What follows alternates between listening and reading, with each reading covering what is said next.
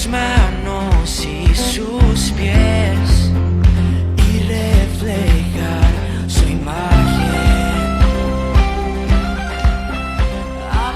Qué bueno es ver, ¿no?, que cuando Dios, el Espíritu Santo, se mueve, estamos en un ambiente, en una atmósfera donde todos ahí estamos inmersos y donde cada uno, el Espíritu de Dios, ministra de diferentes formas a cada uno y podemos ser edificados juntos en la presencia del Señor. Y bueno, vamos a leer entonces en la palabra de Dios, en 1 Timoteo, capítulo 4, versículo 7. El otro día no leí este versículo, pero bueno, lo voy a leer, pero también le voy a dar un enfoque diferente. Entonces, así dice 1 Timoteo 4, 7. Dice: desecha las fábulas profanas y de viejas, y ejercítate para la piedad. Porque el ejercicio corporal para poco es provechoso, pero la piedad para todo aprovecha, pues tiene promesa de esta vida presente y de la venidera.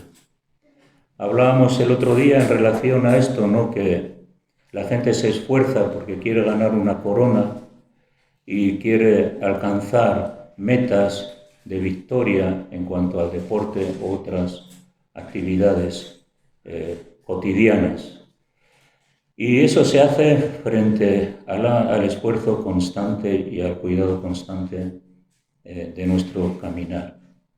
Dice: desecha las fábulas profanas. Cuando una fábula es un cuento, es algo que nada tiene que ver con la verdad. Hoy en día la sociedad está inmersa en fábulas, en cuentos. Se cree en historias del pasado que pueden cambiar su vida y sin embargo son prófanos, que lo que hacen es ensuciar la verdad.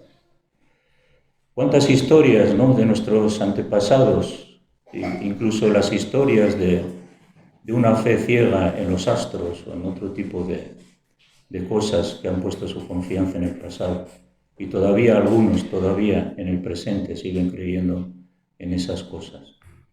Pero dice: ejercítate en la piedad, porque dice que la diferencia del ejercicio corporal es poco provechoso, pero la piedad aprovecha para todo, pues tiene promesa de esta vida presente y de la venidera. Así que el ejercicio físico, hoy en día estamos en una sociedad donde el deporte, todo lo que tiene que ver tener bien el cuerpo, que eso está bien, pero dice aquí que es provechoso para poco, en relación a lo provechoso que es el ejercicio de la piedad, porque la piedad no solamente tiene una compensación aquí, en la tierra, sino que tiene un futuro venidero de salvación y vida eterna. Es lo que hablamos el otro día. Generalmente se da más importancia a tener el cuerpo esbelto, el cuerpo fuerte, todo eso, ¿no? Tiene mucha importancia, 90%, 95% de la importancia. Y solamente hay un poquito de espiritualidad en las personas, que a veces hablan, piensan, pero no se ejercitan en esa piedad. ¿Qué es la piedad?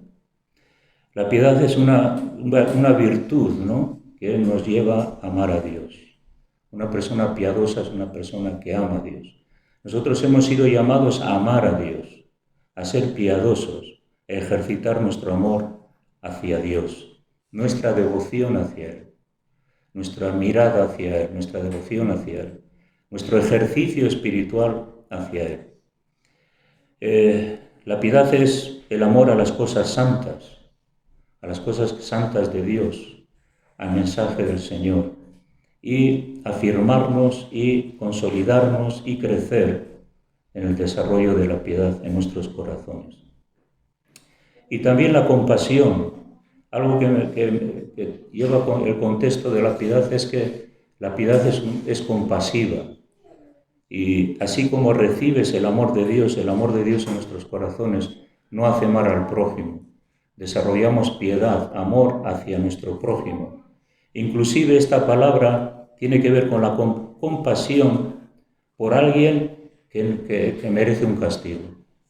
Alguien merece un castigo, pero tú puedes tener compasión por él, puedes tener compasión por tus enemigos. Porque el amor de Dios abunda en nuestro corazón para amar y perdonar a aquellos que nos ofenden, a aquellos que nos han hecho heridas, a aquellos que nos han hecho, han marcado traumas en nuestra vida, que no nos han hecho bien, ¿no? Nos han tratado mal.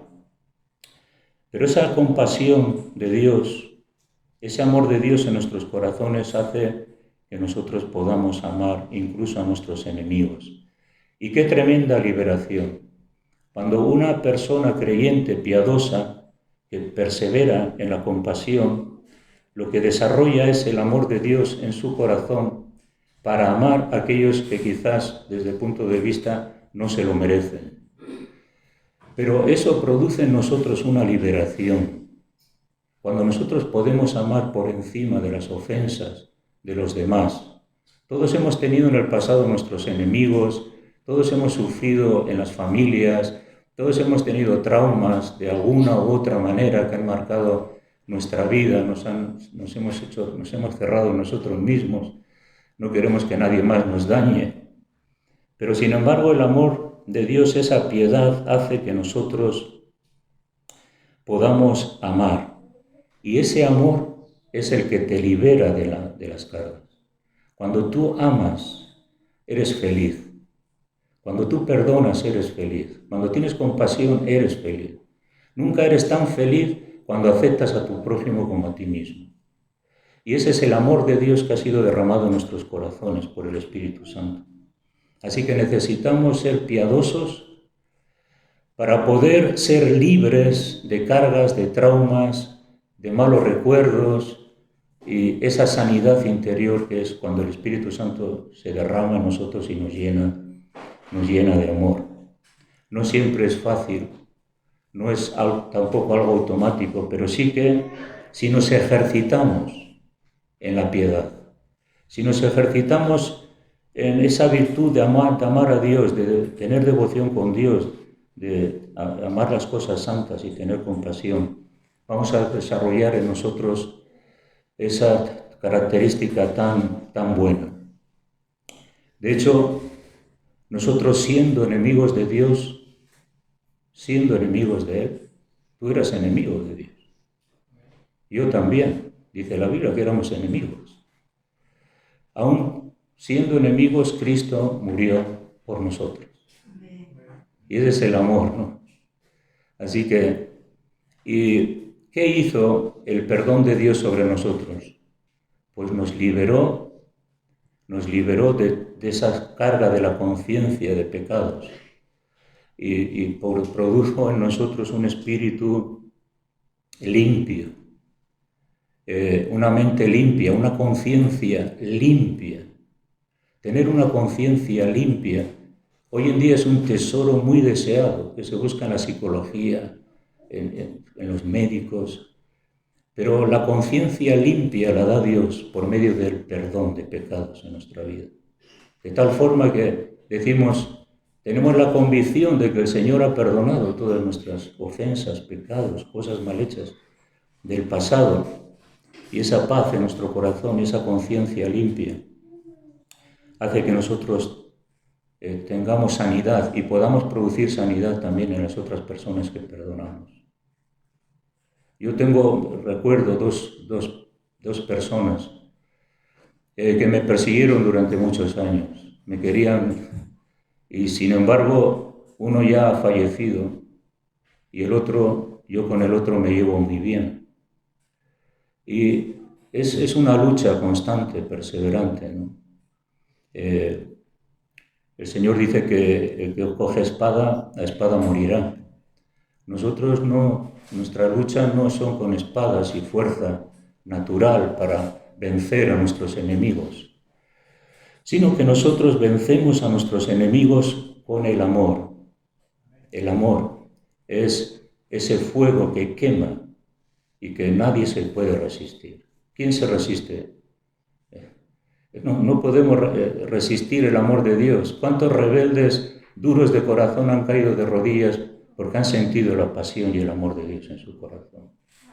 El Señor nos ganó por amor, no nos ganó porque nos persuadió y nos dijo, venga, tienes...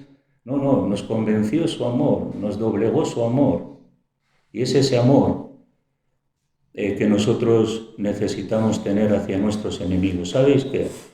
La gente se da cuenta cuando tú miras y cuando tú te mueves y cuando actúas. Y las personas se dan cuenta que hay algo ahí que puede trastocar y cambiar también su propia vida. Y es efectivo. Porque las personas, en vez de ponerse a la defensiva, no se ponen a la defensiva, ¿no? Sino que lo que hacen es, entienden que tú no quieres pelea con ellas, sino lo que quieres es paz. Ahora, ellos pueden perseverar, ¿no? Y dos no se enfadan si uno no quiere. Y también nosotros somos aquellos pacificadores. El Señor quiere pacificadores, no quiere personas violentas, sino pacificadores. Un pacificador es uno que sabe estar y resolver problemas de odio, rencor o situaciones pésimas. No vienes como una revancha, sino vienes como pacificador. Y eso lo hace Dios en nosotros, ¿no?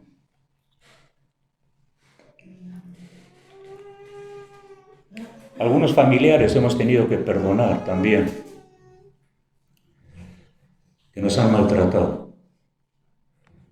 Y tiene poder el perdón, ¿no? De tal forma que cuando perdonamos nos liberamos a nosotros mismos y podemos llevar una vida cristiana sin cargas, sin rencor, sin amarguras, sin resentimientos, ¿no? Así que la piedad es una entrega. Ser piadoso es una entrega y una manifestación de afecto hacia los hombres. Así que si recibimos el amor de Dios, seremos capaces de entregarnos al servicio de los demás, a estar dispuestos a bendecir a los demás con lo que Dios nos ha dado. Y no solamente eso, sino la demostración de afecto. El afecto es algo que nos gusta a todos y es algo que Dios quiere que nosotros seamos capaces de demostrar. La Biblia dice que si amáis solamente al que os ama, ¿qué recompensa tendréis? Solo amamos al que nos ama.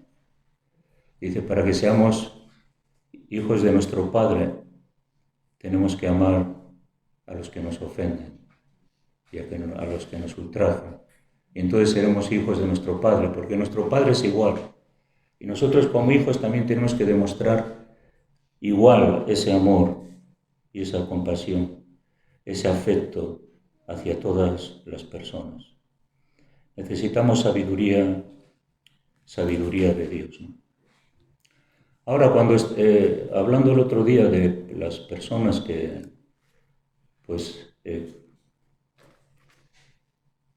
compiten y que se entregan a diferentes disciplinas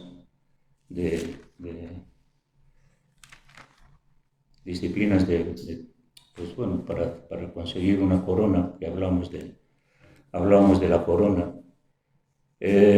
Vemos que también había una parte de las Olimpiadas, que son los Paralímpicos, que también se ejercitaban las personas o competían las personas que no tenían sus cuerpos al 100%.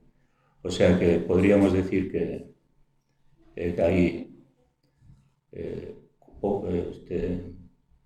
ciegos corriendo, mancos haciendo natación, personas con minusvalías compitiendo. Y eso habla de que todos tenemos lugar en el reino de los cielos. O sea que ninguna de las personas son insignificantes y descalificadas, sino cada uno corre su carrera conforme es él. Y bueno, siempre estamos acostumbrados a que las personas tienen que estar al máximo, 100% esbeltas, que representan todas las virtudes y todas las disciplinas para ganar, pero sin embargo hay otros, como la mayoría de nosotros, que cuando queremos servir al Señor y hacer su voluntad nos sentimos que somos débiles, que no llegamos, que hay cosas que impiden a veces correr la carrera e ir detrás del Señor. Y quería decir eso, ¿no? Que no nos sintamos inmiscuidos en la obra de Dios, que por las deficiencias físicas, mentales o a veces deficiencias de carácter, no por eso vamos a ser desechados por Dios o descalificados por Dios, sino que Dios quiere que nosotros, con todas nuestras deficiencias, corramos la carrera y, como hemos dicho, nos entreguemos a ser piadosos. 1 Corintios capítulo 1, versículo 25, dice que lo insensato de Dios es más sabio que los hombres y lo débil de Dios es más fuerte que los hombres. Pues mirad, hermanos, vuestra vocación, que no sois muchos sabios según la carne, ni muchos poderosos, ni muchos nobles. Así que sí que había poderosos y nobles y sabios que vinían al Evangelio, pero eran los mínimos. Sin embargo, dice que lo necio del mundo escogió Dios para avergonzar a los sabios, y lo débil del mundo escogió Dios para avergonzar a lo fuerte. Y lo vil del mundo y lo menospreciado escogió Dios, y lo que no es, para deshacer lo que es, a fin de que nadie se jacte en su presencia. Así que nosotros, cuando venimos al Evangelio, venimos al Señor, venimos con muchas deficiencias, venimos con incluso algunos muchos complejos. ¿Cómo superar los complejos para correr la carrera, para ejercitar mi vida de piadosa para servir al Señor? Y dice aquí que lo necio y lo vil, dice que es escogido Dios para avergonzar a lo fuerte. Porque las apariencias para Dios no significan nada, sino que Dios lo que hace es busca nuestro corazón. Y a pesar de que nos sintamos así, viles, venimos al Evangelio, hay tantas vilezas en nosotros, hay un pasado a veces oscuro, que a veces nos cuesta, pues eso, salir de ese pasado y salir de las circunstancias presentes, pues muy pésimas que sean. Pero sin embargo Dios quiere avergonzar a lo fuerte con lo débil, con lo que no es, para deshacer lo que es, aquella jactancia, orgullo y vanagloria de los hombres, ¿no? Lo necio del mundo escogió Dios. Entonces, tenemos que tener esperanza, ¿no?, de que, aunque quizás no podemos correr la carrera de una forma pletórica, pero sí tenemos que empezar a correr la carrera con lo que tenemos y abrirnos paso en medio de nuestras propias deficiencias y valorarnos y entender que Dios nos ha elegido a pesar de lo que sientas que eres o no eres. Dios te ha elegido, te ha llamado. Por lo tanto, tienes que desarrollar esa vida espiritual, ejercitarse en la piedad. El ejercicio espiritual de la piedad. Vamos a leer en Lucas 14, 21.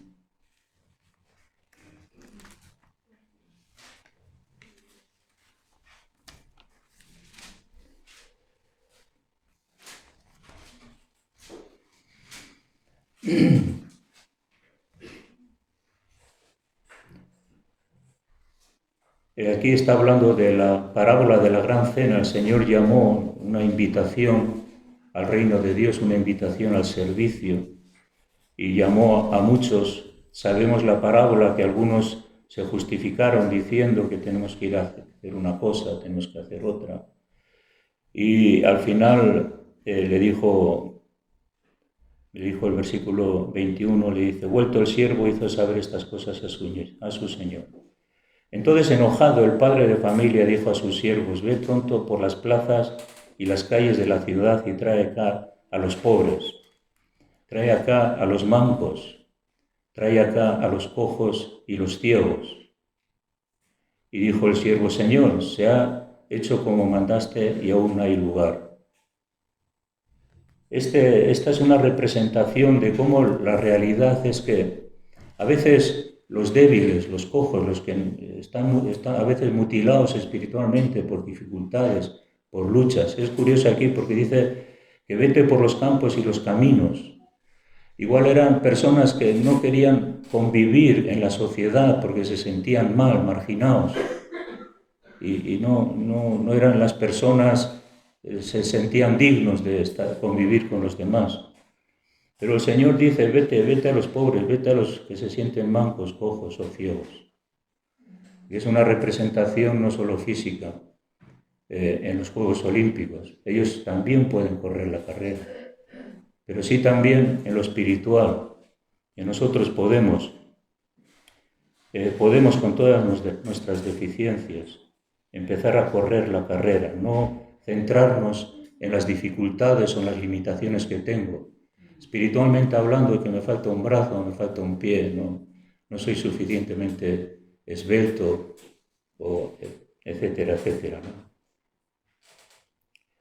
Y nos damos cuenta que a veces cuando tenemos todas esas deficiencias estamos mucho más abiertos al Evangelio que aquellos que se creen que no necesitan nada. Esto es lo que nos pasa en nuestra sociedad capitalista, que se tiene de todo y no se necesita a Dios.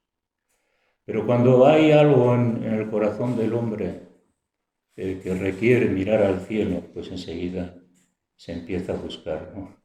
Se empieza a buscar a Dios. Entonces es algo importante que nosotros, que Dios nos ha llamado estando en condiciones pésimas, dificultades, situaciones. Igual no tampoco, ¿no? Pero sí que hemos visto que a veces se repite esta historia, que el mundo actual es un mundo donde el Señor quiere que todos sean salvos, pero especialmente a veces las personas con menos características aparentes son las que más responden al Evangelio, ¿no? Hay en Mateo 12 algo que siempre me ha gustado y que a mí me llamó la atención desde que me convertí. Mateo 12:20 os va a llamar Mateo 12.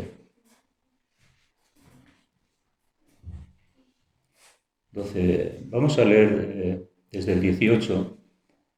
Aquí Jesús está hablando a los discípulos y dice: he aquí mi siervo, a quien he escogido, mi amado, en quien se agrada mi alma. Pondré mi espíritu sobre él y a los gentiles anunciará juicio. Dice: no contenderá ni voceará. Está hablando de Jesús, ¿no? Jesús, sabemos que sus características eran características que no quería destacar, que no quería a veces en algún momento que se le aplaudiera o que se le reconocería. Más bien decía: no digáis nada, ¿no? Él no quería ser exaltado. Él no quiso ser exaltado y él no quiso ser rey porque le querían proclamar rey. Pero él dice que no contenderá ni voceará. Jesús no contendió contra nadie en un sentido bélico, ¿no? Pero sin embargo hoy en día hay gente que busca ser héroes y no son pacíficos, son violentos. Jesús fue pacífico, fue violento espiritualmente en algunas ocasiones, pero no para hacer daño a nadie, sino para manifestar su celo por la casa del Señor, ¿no? Así que él no contendió ni voceó. Sí que levantó la voz en alguna ocasión, pero él no iba voceando no era un agitador que quería formar un partido político, porque si Jesús habría querido, se habría ganado a todo Jerusalén. Pero él no vino para prestigio ni honor, ni tampoco agitó a las multitudes como lo hacían otros, ¿no? Sin embargo, él dice que la caña cascada no quebrará y el pabilo que humea no apagará, hasta que saque a victoria el juicio, y en su nombre esperarán los gentiles. Así que la caña cascada no apagará. Los desposeídos, los no privilegiados, los quebrantados, los oprimidos, que parece que su vida ya se está muriendo, como esa caña cascada que ya parece que se va a romper del todo. Pero aleluya, porque el Señor no quiebra la caña cascada, Él la quiere reparar, la quiere restaurar y quiere que sea una caña firme que dé fruto. ¿Cuántos hemos venido al Evangelio como esa caña quebrada? Yo he llorado mucho con estos versículos. La caña quebrada, dice que no la caña quebrada, que no, la caña cascada que no la quebrará. Aleluya. Así que valórate como te valora Dios y piensa que aunque ahora tienes cosas quebradas en tu vida, sin embargo el Señor no la va a quebrar, sino que la va a restaurar. Amén. Y lo que crees que no va a ser posible en tu vida, ya cree que puede ser posible para ti también. Que Dios te puede restaurar. Y el pabilo que humea es esa mecha que está sacando humo porque ya no hay fuego, ya no hay vida. Entonces esa caña, ese pabilo que humea, es el pabilo que Dios quiere encender, avivar, ponerla de nuevo, restituir, poner de nuevo la posible vida que le falta, la vida que le pueda faltar. Las ganas de vivir o el entusiasmo o una proyección de que la vida no se ha acabado, voy adelante, hay propósito a pesar de la condición y Dios va haciendo esa obra. Así que corre la carrera, sé piadoso con esas condiciones que puedas tener a nivel personal y entonces Dios también te restaurará. Así que Él no vino a enjuiciar, Jesús no vino a traer juicio sobre los hombres. Sí que los religiosos de entonces, si veían una caña cascada ya la rompían, o si veían un pabilo que humeaba, se lo quitaban de encima. No, Jesús no vino a traer juicio, sino a traer salvación y restauración. Y hoy en día es el mismo, que quiere traer restauración y salvación a todos los que le buscan, los que vienen, ¿no?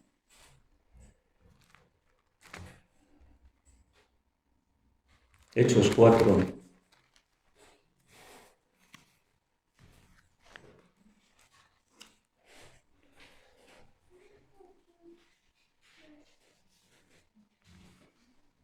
Hechos 4:13.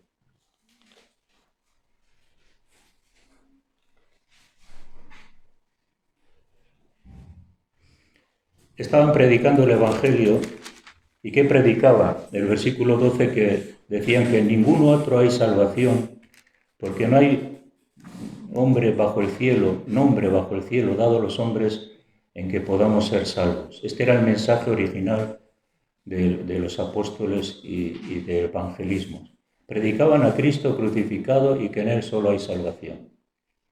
Versículo 13 dice, entonces viendo el denuedo de Pedro y de Juan, y sabiendo que eran hombres sin letras y de vulgo, se maravillaban y les reconocían que habían estado con Jesús. Personas comunes como Pedro, un pescador, y como otros, que eran personas que no tenían estudios. Eso no significa que no hay que estudiar y que hay que estudiar la Biblia y que hay que prepararse también para el servicio cristiano. Pero que vieron que estos hombres posiblemente los escribas decían, si estos no han estado en una escuela judía, no han estudiado con Gamaliel, no no han estado en las clases, no, ¿qué saben? ¿Qué pueden predicar? ¿Qué pueden decir si no saben nada? Pero solamente tenían que saber una cosa, que no hay en el cielo ningún otro nombre en que podamos ser salvos sino Jesucristo. Ese era lo que tenían que saber. Lo demás era la unción del Espíritu Santo, la gracia de Dios, el poder de Dios. Por eso que no importa cómo uno se sienta, Dios te puede usar maravillosamente, aunque no te sientas capacitado o capacitada. Con los parámetros o los valores de personas que piensas que pueden hacerlo mejor que tú. Pero sin embargo, tú lo puedes hacer mucho mejor si tienes la unción de Dios en tu vida. Y entonces ellos se maravillaron, ¿no? En Juan capítulo 7, me gusta porque del mismo Jesús se decía esto.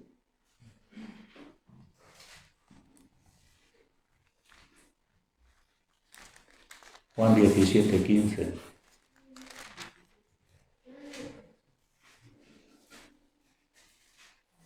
A ver, perdón.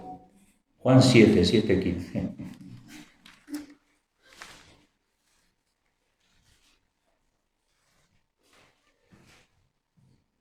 Estaba en la fiesta de los tabernáculos. Y dice, y se maravillaban los judíos diciendo, ¿cómo sabe este letras sin haber estudiado? Jesús, sabéis que él estuvo trabajando con su Padre. Sí que él estudió las Escrituras en su vida personal, pero no fue a ninguna clase de rabinos. Él estudió por su cuenta, sabía quién era su Padre, se conectó con la palabra de Dios. Eso es lo que nosotros tenemos que hacer, estudiar la palabra, conectarnos con la palabra de Dios.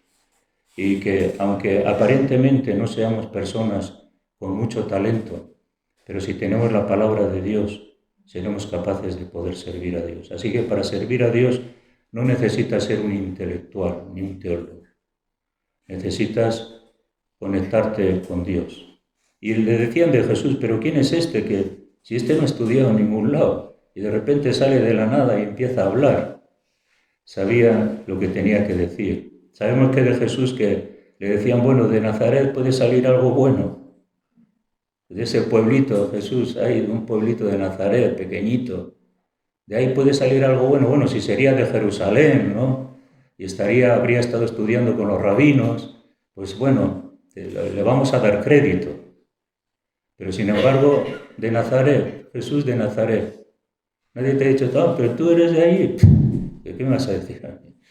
¿De dónde eres tú? No, es que soy de una aldea allí en un pueblo.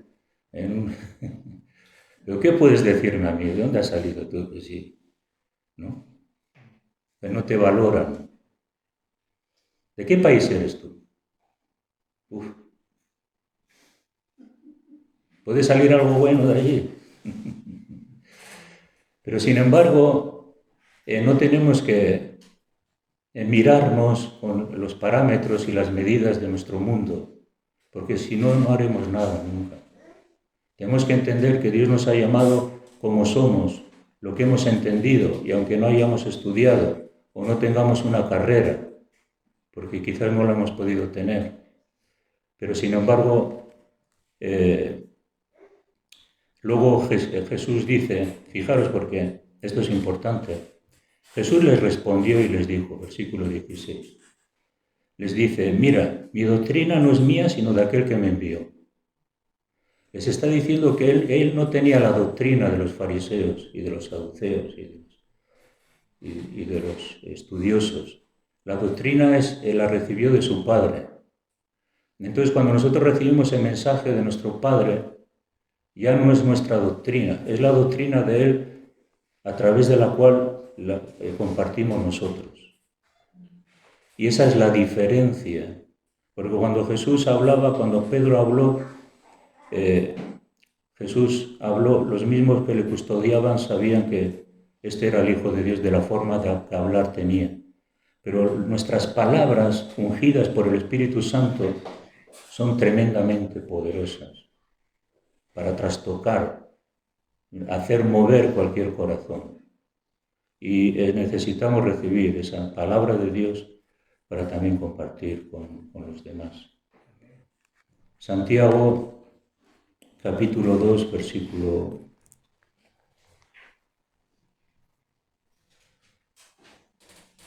1. Esto me gusta y yo creo que en esto sí que tenemos que ser cuidadosos.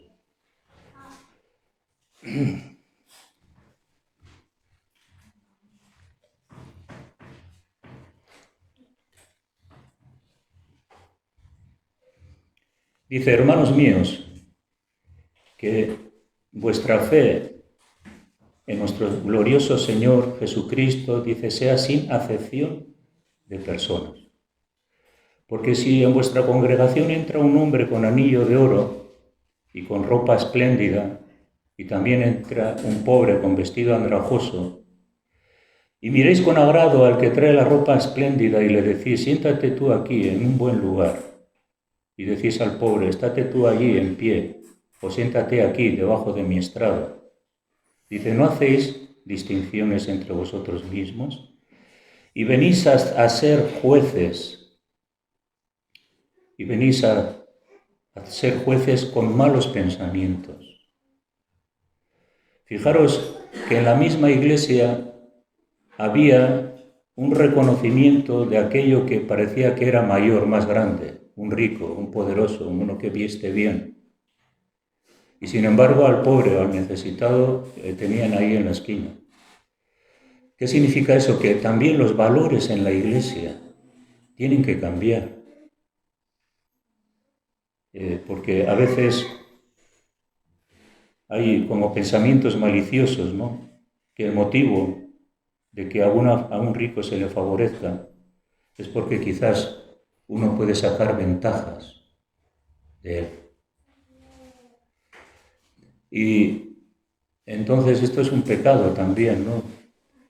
Aquella persona que parece que no tiene nada, que no sirve, que no vale, ¿qué dice Dios? Que lo débil, lo vil, lo menospreciado, eligió Dios para deshacer lo que es, a fin de que nadie se jacte en su presencia. Por lo tanto, tenemos que tener cuidado esto en el trato en la iglesia también. Tenemos que tratarnos con la misma dignidad, el mismo amor, el mismo afecto. No mirar la posición social de las personas, porque entonces pecamos contra la ley del amor. ¿Qué decíamos que es la piedad? La piedad es eso, compasión, devoción. Y necesitamos el amor de Dios en nuestros corazones. Yo diría que es lo que más necesitamos. Conocimiento lo tenemos. Sabiduría somos casi todos muy sabios. Y a la hora de juzgar alguna cosa, todos sabemos mejor que el otro lo que tenemos que hacer. Pero el amor, llenos del amor de Dios en nuestro corazón, para poder arropar a cualquier tipo de persona que se sienta excluida social o que pueda tener debilidades personales, pero que Dios la ha llamado también a correr la carrera. Y es importante para Dios, ¿no? Y luego dice el 5, hermanos míos, amados, ¿no ha elegido Dios a los pobres de este mundo para que sean ricos en fe y herederos del reino de Dios, de la promesa a los que le aman? ¡Aleluya! Uno puede ser pobre económicamente o sentirse débil económicamente, pero sin embargo aquí dice que son ricos en la fe y que esa fe es la verdadera riqueza y que esa fe les lleva a la vida eterna. ¡Aleluya!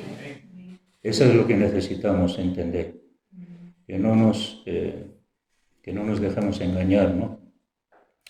Por eso que a veces también lo que decía antes, que las personas necesitadas y pobres de este mundo son los que más claman, los que más buscan, los que más anhelo tienen, los que más claman a Dios.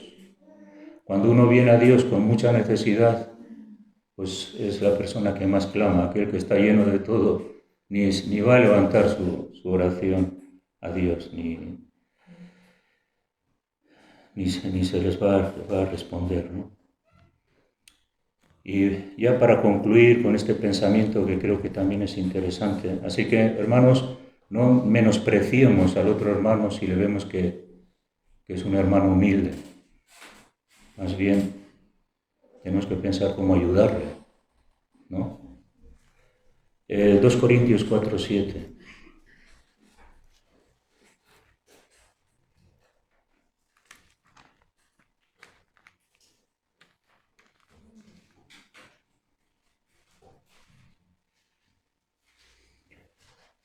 En esto muchas veces nos hemos deleitado porque nosotros somos esos vasos de barro. Dice, pero tenemos este tesoro en vasos de barro, para que la excelencia del poder sea de Dios y no de nosotros. El barro representa el deterioro, la fragilidad, la debilidad, la realidad de que el barro es muy susceptible a cualquier cosa. Y eso somos nosotros. Nosotros somos esos barros de barro, ¿no? Y necesitamos entender que a veces la aflicción viene a nuestra vida. La debilidad humana la sentimos. Los conflictos, la aflicción, los problemas, el sufrimiento y tantas otras cosas que nos toca vivir. Pero sin embargo abunda la gracia de Dios. En este barro, en esta tu vida, en esta mi vida, está Dios. Y ese Dios es el que realmente es el tesoro para nosotros. Así que si Dios está en ti, entonces tienes el tesoro en ti. Aunque tu vaso es un vaso de barro. Y ese vaso de barro también es que vas a envejecer, te van a salir las arrugas, tu cuerpo se va a encorvar, o puedes coger unos kilos de más, o viene la enfermedad, el vaso de barro. ¿Cuántos os sentís así, vaso de barro, Pero el tesoro está ahí dentro, ¿no? ¡Aleluya! Y eso es lo que realmente necesitamos. Necesitamos que esté ahí ese vaso de barro. Y hermanos, deciros que el barro tiene que ser moldeable. Tenemos que dejarnos tratar por Dios. Así que cuando se pone el alfarero, el barro encima de la mesa, ya tiene una idea de lo que va a hacer el alfarero, ¿no? Y entonces empieza a meter los dedos, a meter opresión, a hacer algunas rayitas con las uñas, ¿no? Entonces empieza a tratar con nosotros. Y ahí está la clave. Dejémonos tratar por Dios. Dejémonos desarrollar, que Él haga su obra en nosotros. No, por eso dice, dirá el barro al que le formó, ¿por qué me has hecho así? ¿Has oído alguna vez que un trozo de barro le dice al alfarero, oye, que no me hagas así, hazme así, porque a mí me gusta así y quiero este color, ¿no? El barro no le dice al alfarero, ¿por qué me has hecho así? Nunca le digas a Dios por qué eres así. Porque Dios te ha creado perfecto. Todo lo que Dios eres es diseño de Dios. ¿Y por qué el pelo lo tengo? Podría tenerlo rubio en vez de... No me gusta tanto el pelo. Pues dice la Biblia que nadie puede añadir a esa estatura, por mucho que quiera, un codo, ¿no? Entonces, confórmate con tu estatura, confórmate como Dios te ha creado, pero sobre todo confórmate como eres, tu carácter, como Dios te ha creado, y empieza a desarrollar en Dios todo lo que Él tiene para ti. Dejémonos tratar por Él, que Él haga la figura que quiera. Entonces te vas a sorprender porque los pensamientos de Dios son más altos que los tuyos. El diseño de Dios es un diseño que, aunque tú pienses mucho de ti mismo, no lo vas a superar. Siempre lo que Dios quiere hacer en ti será lo mejor y lo más glorioso. Amén. Tu poder en nuestra gente.